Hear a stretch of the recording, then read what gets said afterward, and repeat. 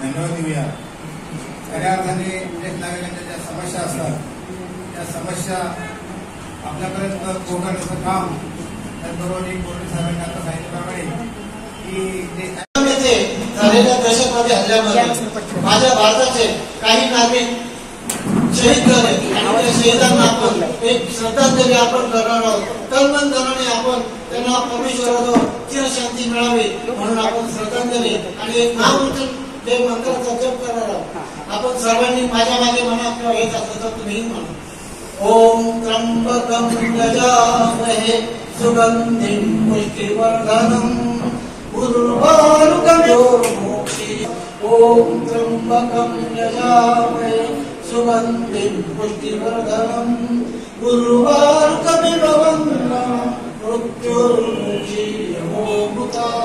आपण जागेवर शब्द उभारायचा आहे। बंधू आणि भगिनी या कार्यक्रमाला आपण उपस्थित राहिला त्याबद्दल मी सर्वांचे स्वागत करतो। खेड तालुका ज्येष्ठ बघा आजचा आनंद हा वेगळाच आनंद आहे। मी माझ्या हातात म्हणतो त्यासाठी माझ्या पाठीमागे तुम्ही म्हणा किती सुंदर सुंदर हे जग जाने निर्मिले, किती सुंदर सुंदर हे जग जाने निर्मिले, त्या परमेश्वरा रे वाहूया गंधफुले, त्या परमेश्वरा रे वाहूया गंधफुले। मी दोघांना विनंती करतो की त्यांनी शिवाजी महाराजांच्या हार घालावा आणि दीप प्रज्वलन करावं। आले होते आणि त्यांनी बरोबर केंद्रासाठी मागणी केली होती आपल्याला।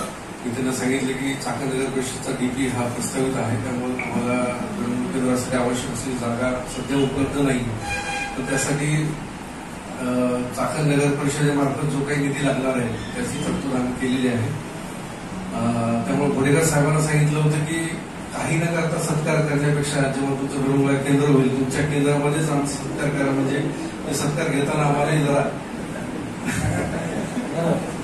सत्कारार्थी असण्याचा आनंद होईल, नाहीतर मग काहीच न करता ठीक आहे।